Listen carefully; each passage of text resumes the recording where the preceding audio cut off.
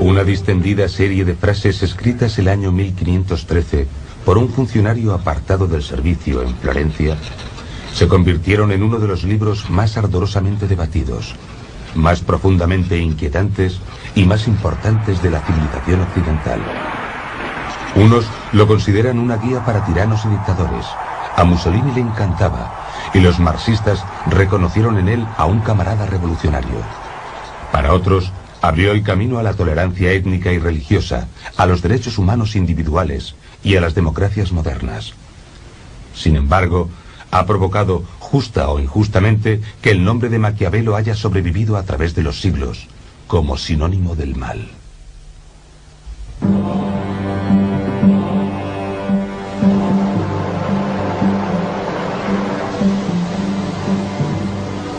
Comparo la fortuna con uno de esos ríos impetuosos que cuando se enfurecen inundan llanuras y destrozan árboles y edificios a su paso. Todos huyen de ellos. Todos ceden a su furia sin poder oponer resistencia alguna. Y aunque esta sea su naturaleza, nada impide que en tiempos de bonanza se puedan tomar precauciones, con diques o con márgenes, para que en crecidas posteriores puedan ser controlados y no resulten peligrosos. Lo mismo sucede con la fortuna. No se puede confiar en los ríos, ni tampoco en los hombres. Pero a menudo, ambos pueden ser controlados si se tiene inteligencia, poder y el decidido propósito de ensuciarse las manos. Maquiavelo es el primer pensador político de la era cristiana que analizó sistemáticamente los requisitos para acceder al poder y conservarlo. El Príncipe es un libro que trata sobre el poder político en una época de ciudades-estado o principados, gobernados por hombres llamados príncipes. Consta de 26 capítulos cortos en los que se aborda desde la organización del gobierno hasta cómo seleccionar a los colaboradores. Se escribió con la intención de escandalizar y reeducar al lector, y lo sigue consiguiendo en la actualidad. Su objetivo era desafiar a los líderes políticos de su tiempo y explicar a príncipes y aspirantes al trono el funcionamiento real de los entresijos del poder. Sugiere al príncipe que antes de nada debe saber luchar, debe aprender a ser despiadado y cruel, a mentir y a faltar a su palabra, y estar preparado para violar los principios religiosos y morales cuando le convenga. Pero también expresa la necesidad de parecer compasivo, moral y devoto. Se dice que Maquiavelo inventó la política moderna, y realmente, cuando leemos El Príncipe, vemos los titulares de los periódicos actuales. Creo que en muchos aspectos es un gran libro, porque es como un espejo de la época en la que vivió Maquiavelo, y porque continúa conmocionando, provocando y haciéndonos pensar para intentar comprender de qué forma se relaciona con nuestro tiempo, y seguimos haciéndonos preguntas sobre él. Fue Maquiavelo quien dijo, sé realista, en italiano, por supuesto.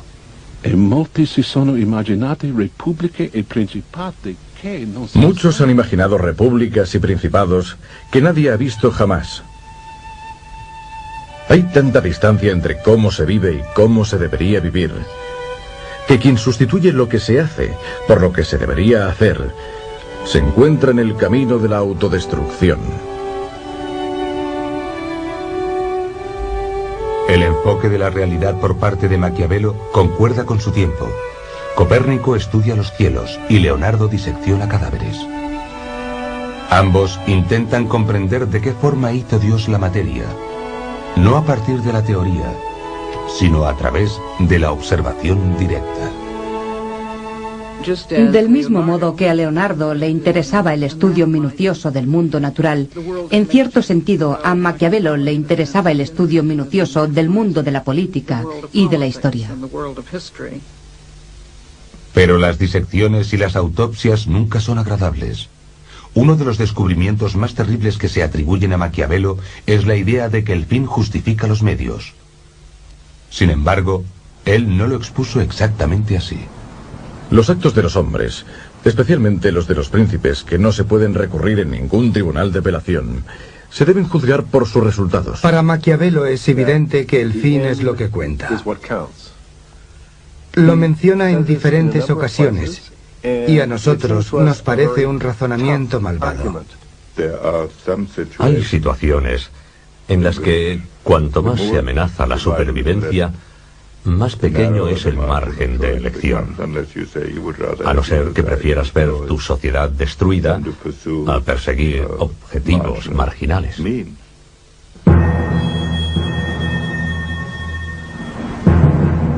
¿Qué haría para evitar que le ocurriera esto a su pueblo? ¿Qué dejaría de hacer? ¿Sería capaz de mentir? ¿Violaría tratados? ¿Asesinaría a gente? ¿Dónde trazaría la línea? ¿En cualquier lugar?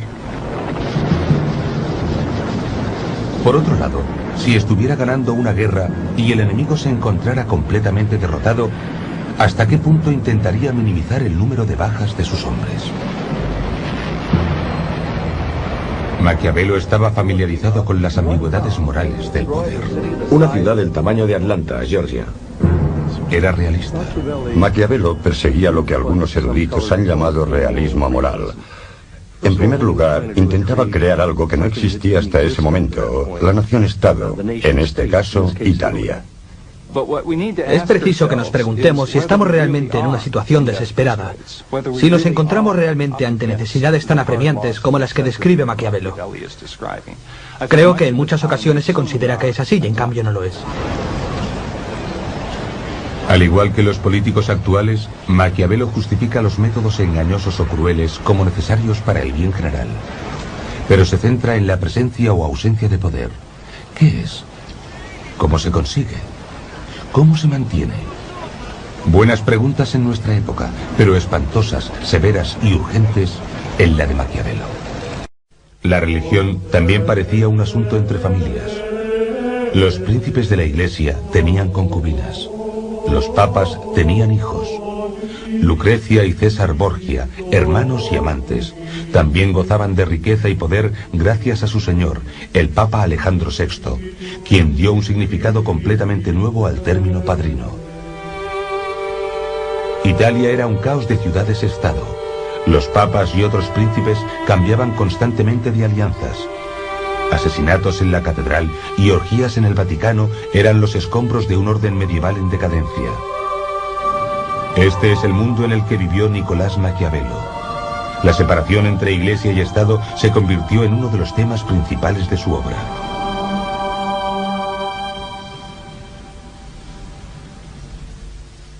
Mantener la religión apartada del Estado era una idea con vida propia. Su imagen aparecería reflejada en Estados Unidos, cuyos padres fundadores intentaron mantener la política alejada de la religión. Dejaron constancia de ello en la Constitución con la separación entre Iglesia y Estado. Todavía no se ha llegado al final de la controversia iniciada por esa idea, y además tiene su lado oscuro. La separación entre ética y política, la creencia de que un buen príncipe no tiene por qué ser necesariamente una buena persona, que las apariencias importan más que la realidad, que este fraude se puede practicar, que es mejor ser temido que ser querido. Todas esas famosas conclusiones del Príncipe han alarmado a la gente en los últimos siglos y plantean el dilema más difícil y doloroso sobre la política. Y no quieren afrontarlo. Se niegan a creer que alguien fuera capaz de pensar todas esas cosas. ¿El hombre que pensó todas esas cosas era cristiano, pagano o ateo? Maquiavelo era, digamos, un cristiano de domingos. No rebatía los dogmas esenciales de la fe católica. Simplemente los dejó a un lado cuando se propuso pensar y opinar sobre la política. Si el príncipe descrito por Maquiavelo parece tener muchas carencias morales, el precio que paga es claramente excesivo. Debe amar a su patria más que a su alma. Debe estar preparado para ir al infierno por ella. Matar a un hombre es siempre matar a un hombre. Y un príncipe tiene que estar preparado para hacerlo. Debe estar preparado para ir al infierno si es preciso. Tener el poder, ser gobernante, ser un príncipe es intrínsecamente un trabajo dramático, sin redención y sin justificación. A Maquiavelo le parecía posible vivir con puntos de vista contradictorios y, por tanto, no se veía a sí mismo tal como fue enseguida considerado como un anticristiano ni nada parecido. Algunos piensan que debería enseñar a los hombres la forma de llegar al cielo, pero preferiría mostrarles el camino del infierno para que aprendieran a evitarlo.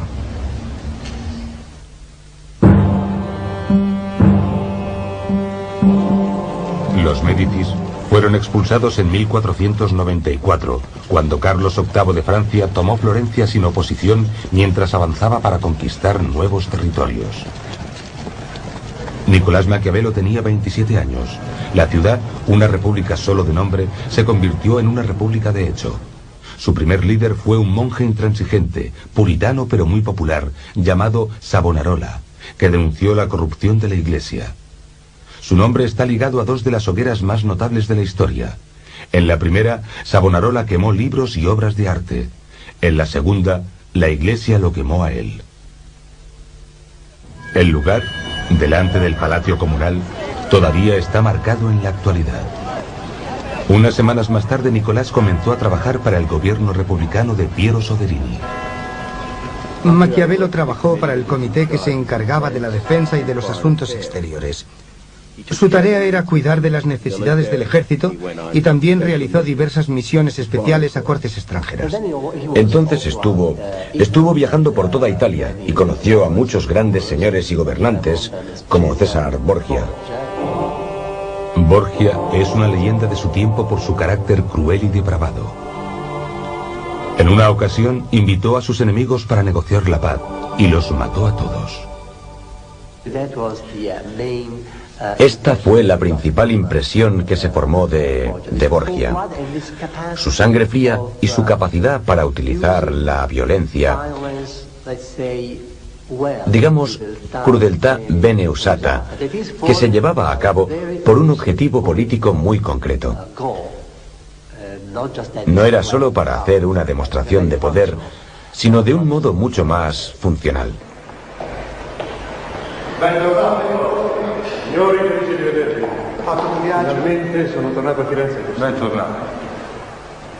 Cuando vuelve de dichas misiones, un grupo de consejeros atentos e impacientes le abruman con una montaña de detalles sobre problemas internos.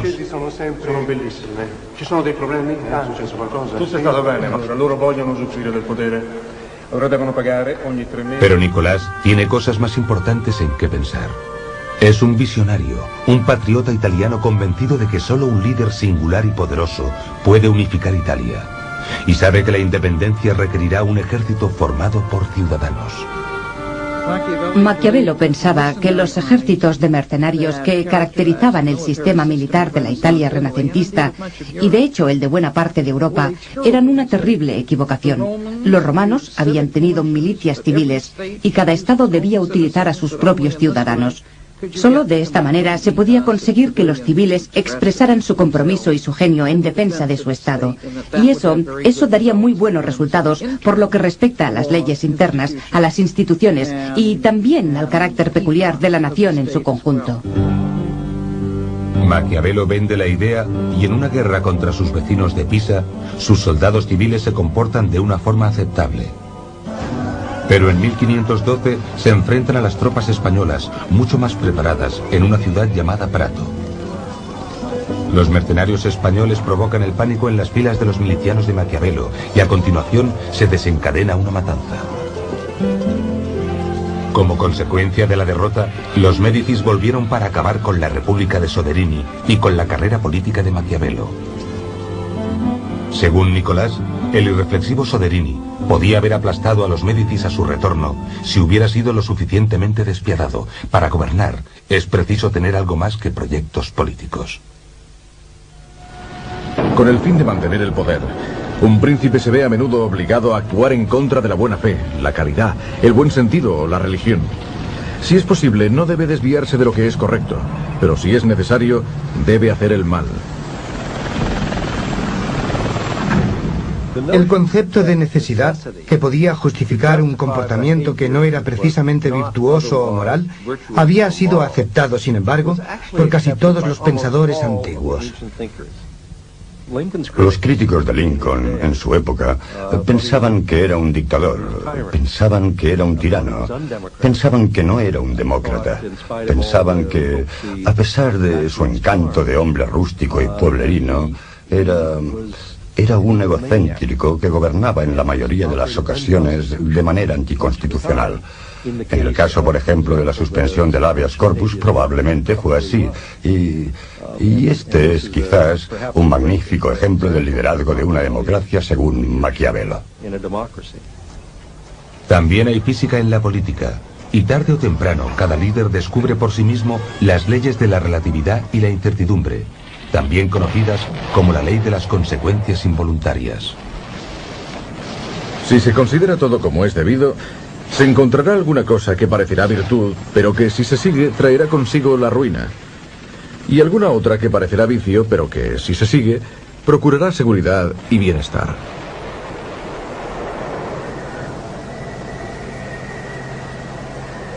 Messeri ci hanno dato la lista di capponi e lui ha confessato e ha fatto dei nomi. Dimmi, ¿qué nome ha fatto? Pietro Paolo Los Médicis, de nuevo en el poder, han descubierto una conspiración para deponerlos y tienen una lista de personas que los conspiradores esperaban reclutar.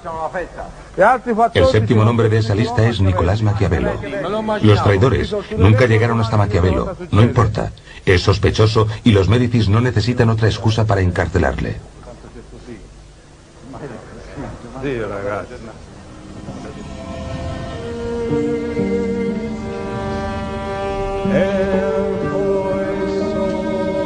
Es una plegaria que cantan los sacerdotes, dedicada a los que van a morir. Este canto es para los artífices de la lista.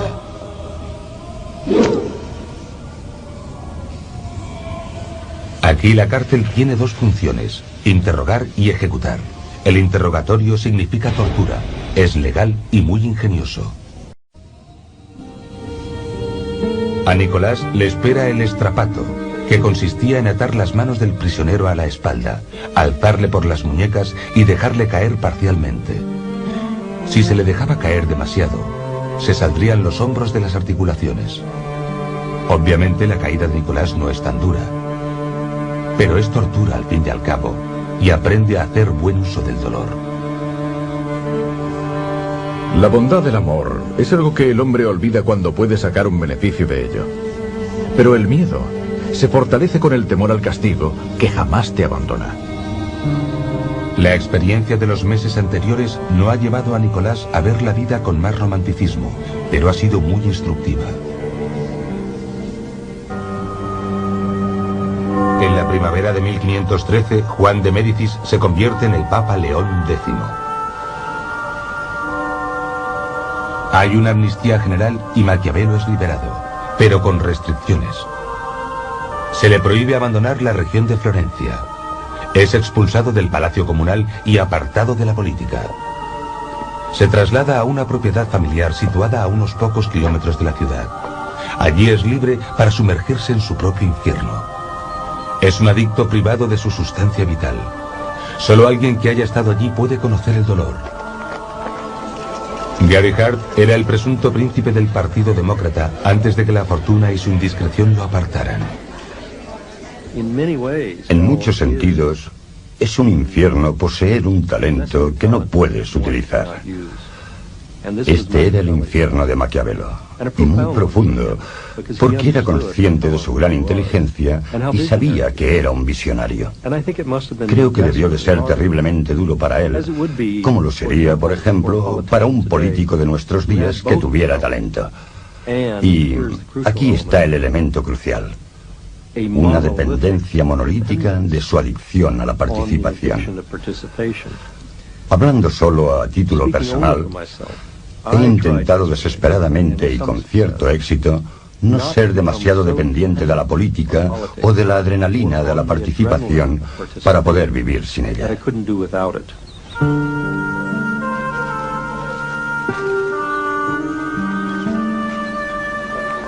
En una carta dirigida a un amigo suyo, Nicolás describe los recónditos confines de su vida actual.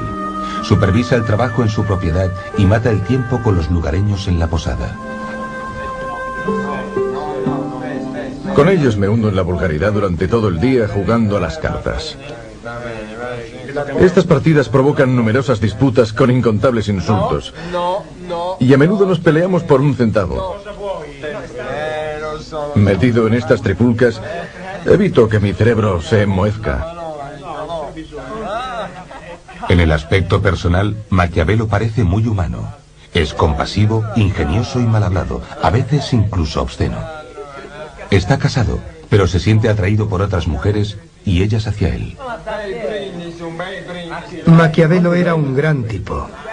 Era simpático, afable y leal a sus amigos. Le encantaba salir a tomar unas copas. Le gustaban las mujeres. Le apasionaba una buena conversación. En resumen, era un tipo corriente y jovial. Bueno, corriente tal vez no sea el mejor calificativo, pero es mejor cualquier cosa antes que maquiavélico. Era bien parecido y también un hombre con mucho talento. Escribió la mejor comedia de nuestra literatura, La Mandrágora, en 1518. Bueno, es una comedia con un trasfondo muy amargo e incluso sombrío, pero es una obra muy divertida, maravillosa. Al atardecer, regreso a mi casa y voy a mi estudio. Antes de entrar, me quito la ropa cubierta de barro y polvo y me pongo prendas finas y elegantes. Vestido apropiadamente, entro en las antiguas cortes de los antiguos hombres, donde, recibido por ellos con afecto, me alimento con ese manjar que me pertenece y por el que vine al mundo.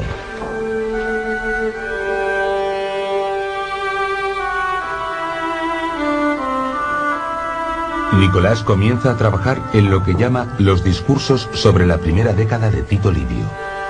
Es un libro de comentarios sobre la obra de ese historiador romano y presenta argumentos convincentes a favor de un sistema de gobierno republicano. Entonces, de repente, decide intentar de nuevo entrar en el gobierno y escribe con una rapidez pasmosa, en solo 3 meses, El Príncipe. Interrumpe su obra sobre los discursos para ponerse a escribir El Príncipe. Está ansioso por volver a la política y a la vida en el gobierno. ¿Acaso nos encontramos ante dos Maquiavelos? Uno escribe un libro sobre el sistema de gobierno republicano y el otro, casi simultáneamente, un manual de consejos para los tiranos. Yo veo El Príncipe de Maquiavelo como una obra sobre el arte de gobernar y los discursos sobre cómo conseguir los objetivos deseables en las declaraciones públicas. No considero que ambas obras sean incompatibles. La política era una obsesión para él, y si hubiera podido hacer el mundo como hubiera querido, habría preferido una república. Pero podía vivir en un régimen republicano o en un principado, y su opinión era que hay que partir de donde te encuentras y juzgar cualquier forma de gobierno por sus resultados, no solo por sus métodos. Todos los estados, todos los dominios que han tenido y tienen soberanía sobre los hombres, han sido y son repúblicas o principados.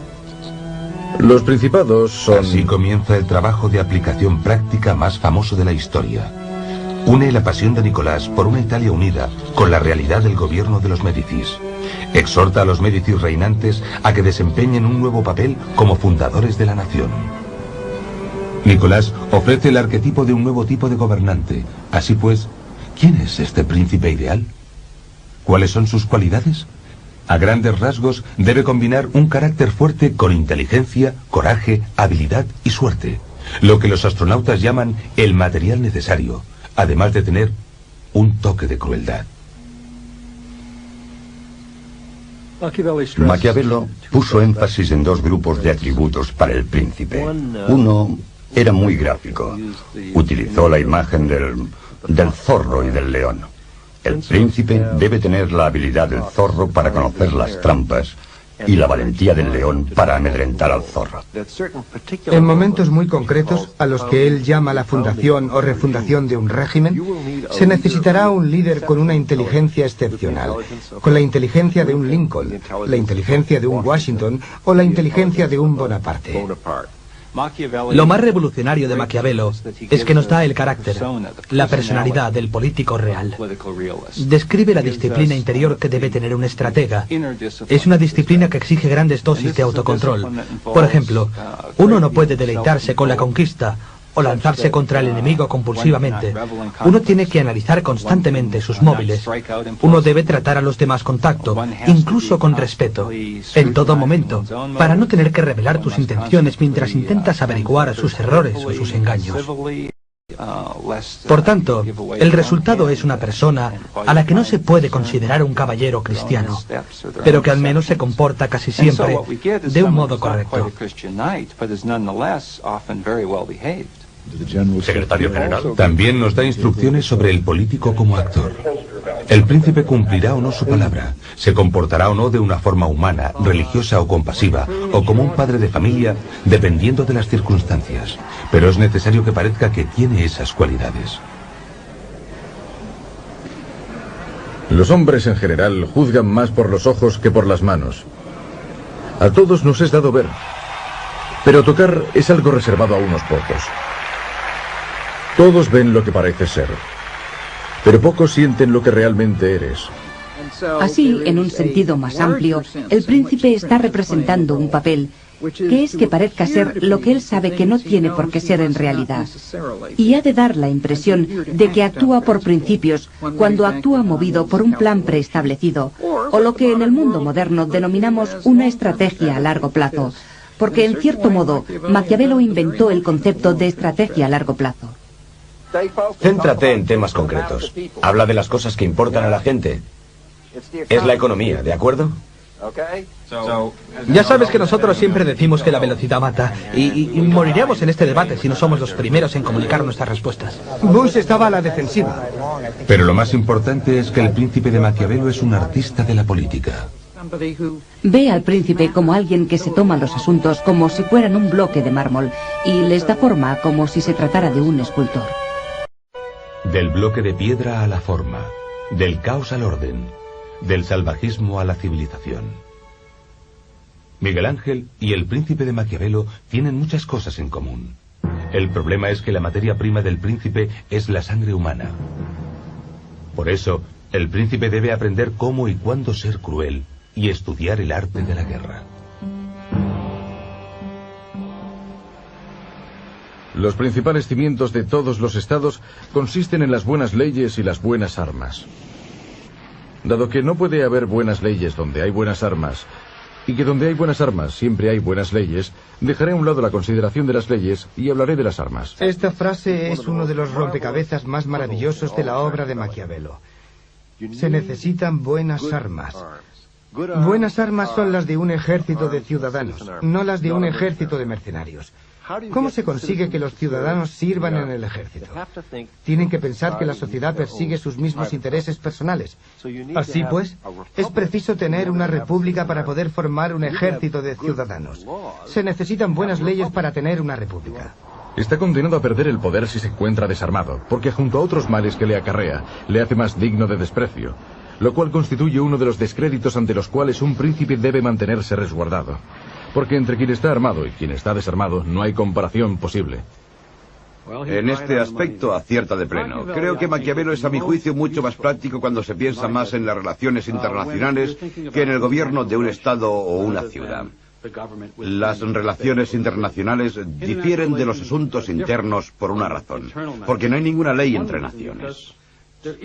En realidad, cuando sales fuera te encuentras en una selva. Y esa es la diferencia respecto a los estados, que tienen leyes que legitiman y que monopolizan el poder en manos del gobierno. El mundo exterior no es así. Nosotros, en nuestro mundo actual, en Occidente, en Estados Unidos, odiamos que las cosas sean así. Esto hace que nos sintamos descontentos y muy incómodos, y en muchas ocasiones nos negamos a creerlo. En este sentido, Maquiavelo es más valioso porque nos recuerda que en el fondo lo esencial no ha cambiado. Estás obligado a disponer de las armas. Ningún gobierno debería imaginar que puede adoptar siempre una postura pacífica. Así son las cosas. Cuando se intenta escapar de un peligro, se cae en otro. La prudencia consiste en juzgar la naturaleza de una amenaza concreta y en aceptar el mal menor. tomar decisiones juiciosas. Eso es prudencia, como dice Maquiavelo. Y para eso precisamente elegimos el gobierno. Al final, Maquiavelo también dice que no se debería ser demasiado cauteloso, que no se debería ser demasiado prudente. Habrá que tomar medidas. Es fácil encontrar un ejemplo muy actual de esto en el caso de Bosnia, en el cual Bush, que fue, en mi opinión, el que tuvo las mejores oportunidades para afrontar el problema y resolverlo, quiso analizar la realidad desde el principio, en el sentido de que no se puede permitir este tipo de violencia, este tipo de... no encuentro la palabra que quiero, que se rompa el orden internacional y que ocurra en plena Europa. Creo que por las razones que sean, teníamos mucha más influencia sobre nuestros aliados europeos de la OTAN que la que queríamos ejercer. Y eso probablemente fue un fracaso de liderazgo por nuestra parte. Ninguna ley de la naturaleza dice que Estados Unidos tenga que verse involucrado en todas las crisis. En el momento en que tomamos la decisión definitiva, posiblemente no teníamos otra alternativa. Pero durante el proceso que seguimos para tomar esa decisión, ciertamente no aplicamos las máximas de Maquiavelo. Nunca nos preguntamos cuál es nuestro objetivo, cuáles son nuestros intereses en la zona, cuáles son las soluciones posibles, qué es lo mejor que puede ocurrir, qué es lo peor que puede ocurrir. ¿Algún presidente de Estados Unidos ha realizado alguna vez este tipo de análisis antes de involucrar a la nación en un conflicto extranjero? Creo que Roosevelt lo hizo en su fuero interno antes de entrar en la Segunda Guerra Mundial. Roosevelt tenía capacidad para hacerlo. Nixon también tenía una gran capacidad para ello. A Henry Kissinger, tanto sus admiradores como sus detractores le han llamado el Maquiavelo de Estados Unidos. Eso convertía a Richard Nixon en su príncipe. Tiene un talento especial para la política internacional. Es brillante e incisivo, pero también reservado y receloso. Nixon pudo haberse aprovechado del consejo de Maquiavelo al menos en un aspecto. Un príncipe debe procurar no temerse a sí mismo y proceder con prudencia y mesura para que la excesiva desconfianza no le vuelva insoportable.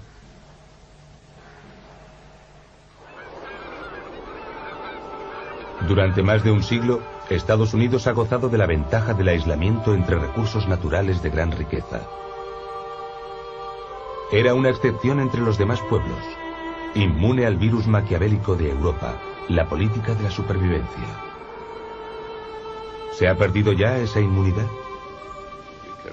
No podemos continuar de manera indefinida con nuestro método puro y excepcional. Eso no significa que todos los fines justifiquen todos los medios, pero significa que la pureza que hemos perseguido mediante algunos de nuestros académicos y en la que alguno de nuestros dirigentes ha insistido tanto, será mucho más difícil en el futuro.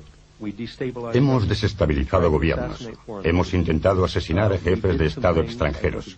Hemos hecho estas cosas y creo que, particularmente durante la etapa de Nixon, se violaron nuestros principios, nuestros ideales. Creo que todavía acusamos todos esos acontecimientos. En los 100 primeros días ofreceremos a los votantes... Aunque Maquiavelo parece ser especialmente experto en política internacional, algunos de sus consejos sobre temas internos también tienen repercusión, al menos para los conservadores de la actualidad. Un hombre no debe tener miedo de aumentar sus posesiones por si después se las arrebatan, ni evitar emprender un negocio desalentado por los impuestos. Pero por encima de todo, un príncipe debe respetar la propiedad ajena, porque los hombres olvidan antes la muerte de su padre que la pérdida de su patrimonio. Séptimo, se requieren las 3/5 partes de la Cámara para aprobar el aumento de los impuestos. Por otro lado, su príncipe ideal guarda cierta semejanza con Lenin. Mata al antiguo príncipe y a toda su familia, crea títulos y órganos nuevos y se los entrega a hombres nuevos. Debería convertir a los pobres en ricos y a los ricos en pobres, como hizo David cuando fue elegido rey. Con frecuencia los consejos de Maquiavelo parecen dirigirse en 2 o más direcciones. No es pues ninguna sorpresa que haya una amalgama de interpretaciones distintas del príncipe. Tomemos por ejemplo la cuestión sobre ser temido o amado. Es más seguro ser temido que amado cuando hay que renunciar a una de las dos cosas, pero se debe evitar ser odiado. Ser temido es beneficioso. Ser odiado es contraproducente. Muchos ejecutivos estarían de acuerdo con esta afirmación. Seguir al pie de la letra los dogmas de la virtud cristiana está fuera de lugar. Así, el dilema que plantea es parte de las diferencias que aporta al estudio de la política actual. La respuesta que da es también característica. Es una respuesta que separa despiadadamente la política de las restantes disciplinas. Eso confirma la autonomía de la política y la forma en que los demás valores humanos pueden ser pasados por alto en nombre de la lucha por el poder y de la disposición o el mantenimiento del orden. Finalmente, se presenta una copia de El Príncipe a un Médicis que no da ninguna muestra de haberla leído. La obra jamás fue publicada en vida de su autor. Maquiavelo, cuando murió, fue al infierno o a algún lugar parecido. La demonización de Maquiavelo comenzó poco después de su muerte y llegó en un momento en que la crisis de las religiones contendientes estaba empezando a adquirir un gran protagonismo. En la década de 1530, y ambos bandos vieron un diablo en Maquiavelo.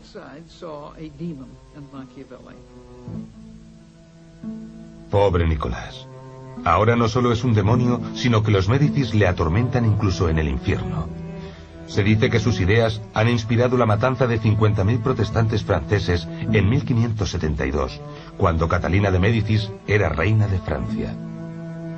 Y la Inglaterra protestante convierte a Nicolás en su villano principal. Existe la idea de que todo lo que tenga su origen en Italia, en el sur, en el catolicismo, es en cierto modo maquiavélico. Es en la época de Marlowe y Shakespeare cuando esta asociación con el mal se convierte en evidente. Se habla de Iago como de alguien maquiavélico. Se habla de Ricardo III como de alguien maquiavélico.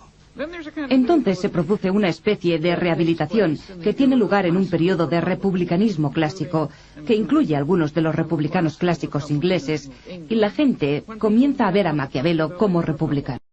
El estado del alma de Maquiavelo es ciertamente menos importante para nosotros que la naturaleza de su legado y la finalidad con la que se han utilizado sus ideas. En el siglo XX se le ha considerado, por un lado, como el precursor de formas de gobierno totalitarias o autocráticas, y por otro lado, como un buen republicano y un excelente sociólogo que ayudan a comprender el funcionamiento del mundo. Washington, Napoleón, Churchill, Lenin, criaturas intelectuales del mismo padre. ¡Qué maquiavélico! La historia no puede decirnos dónde acabó el alma de Nicolás. Pero sí sabemos que creyó que había que guardar las apariencias y que sus restos mortales fueron trasladados a la iglesia de la Santa Croce, al lado de los de otros florentinos inmortales.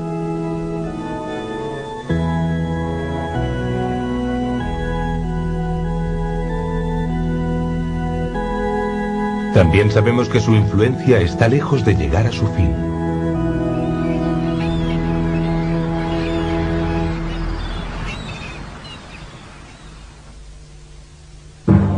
En la actualidad, Maquiavelo y El Príncipe parecen estar de moda.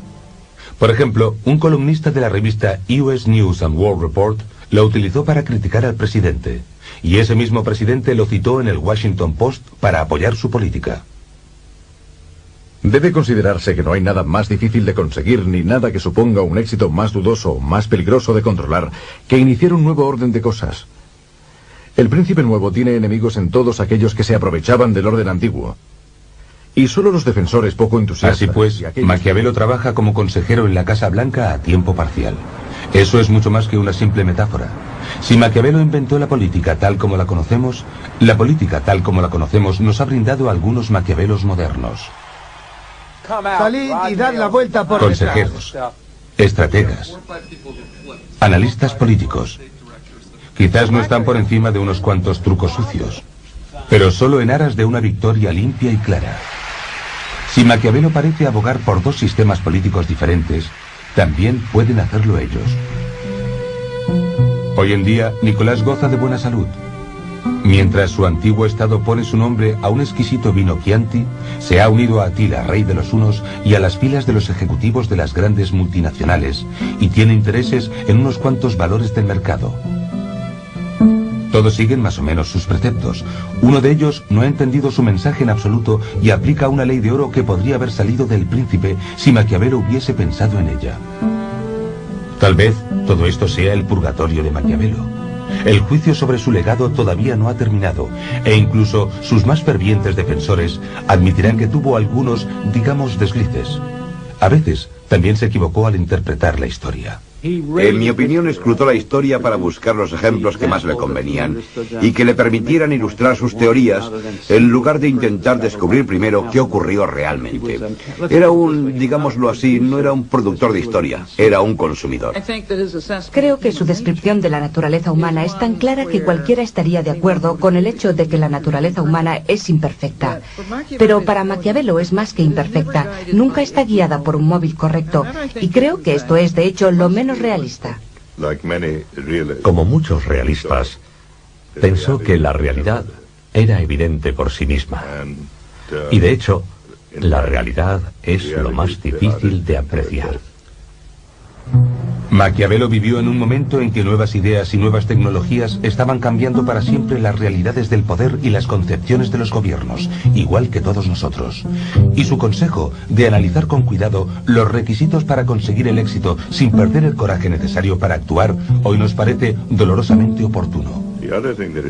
Su legado también nos ha ayudado a entender cuándo se tiene que poner esa analogía al servicio de una idea, como hizo en los discursos, donde manifestó su concepto del gobierno republicano. Creo que el príncipe debe cumplir esa función de contrarrestar los discursos, porque para él eran las dos caras de una misma moneda, y eso es una prueba de su perspicacia. Algunos libros son lo bastante complicados como para que puedan transmitir un mensaje distinto para cada persona en épocas diferentes, porque de alguna forma abordan un aspecto fundamental de la experiencia humana. La República de Platón es un ejemplo de esto. También el Contrato Social de Rousseau o las obras de Locke. El Príncipe de Maquiavelo es un libro así. Se sumerge de una manera muy profunda en un aspecto de la vida humana. El núcleo central es el papel de los dirigentes, porque son necesarios en cualquier comunidad humana compleja. Gary Hart es autor de un libro que considera que podía haber escrito el propio Maquiavelo si hubiera sido un idealista. Hart observa importantes similitudes entre la época de Maquiavelo y la nuestra. Creo que estamos viviendo en la cúspide de un periodo histórico, el final de un periodo histórico. Esto ocurre una vez cada 100 años, a veces cada 500 años. Y estamos ante este simbólico nuevo siglo, nuevo milenio, realmente en una nueva era de la economía, con la información frente a la industria o las máquinas, y con un nuevo orden mundial para sustituir el viejo orden de la Guerra Fría. Y lo más importante es que este país encuentre un nuevo príncipe, encuentre a un patriota que pueda ayudarnos a definir en qué va a consistir la nueva era. Algunos lectores del Príncipe huelen el azufre en sus páginas. Otros le encuentran más parecido con el amoníaco, repugnante pero profundamente esclarecedor. En verdad, mucho de lo que escribió Maquiavelo describía simplemente lo que estaba ocurriendo en su época. Otro motivo por el que creo que hay que disentir de Maquiavelo es por su conclusión fundamental sobre la posibilidad de separar las cuestiones políticas de las consideraciones éticas. No creo que esto sea correcto. Al menos está muy lejos de lo que debería ser. Sin embargo, en la actualidad son pocos los que, contando con cierto grado de experiencia, negarían que la mayor parte de lo que escribió parece de sentido común en política. Hay otro motivo por el que decimos que Maquiavelo nos brinda el sentido común en política, y deberíamos ser más reticentes a contemplarlo de este modo. En el fondo solo afirmamos que lo que él dice es de sentido común, porque ya lo estamos imitando. Así pues, señor presidente, tras haber descrito el funcionamiento de los entresijos del poder en este peligroso mundo, permítame terminar añadiendo unas palabras de precaución. Elija a los consejeros más brillantes. Pídales que se dirijan a usted cándidamente, y entonces obre cautelosamente con su consejo. Cuando llegue el momento de tomar una decisión, siga sus ideas, y nunca olvide que es un personaje público, que la capacidad de mando depende de la imagen en 9/10 partes. Nunca deje de representar su papel en público, Y por Dios bendito, no lleve nunca el equipaje.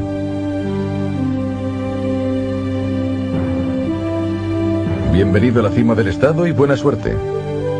Su humilde y respetuoso servidor, Nicolás Maquiavelo. Postdata. No busque la recompensa en el cielo,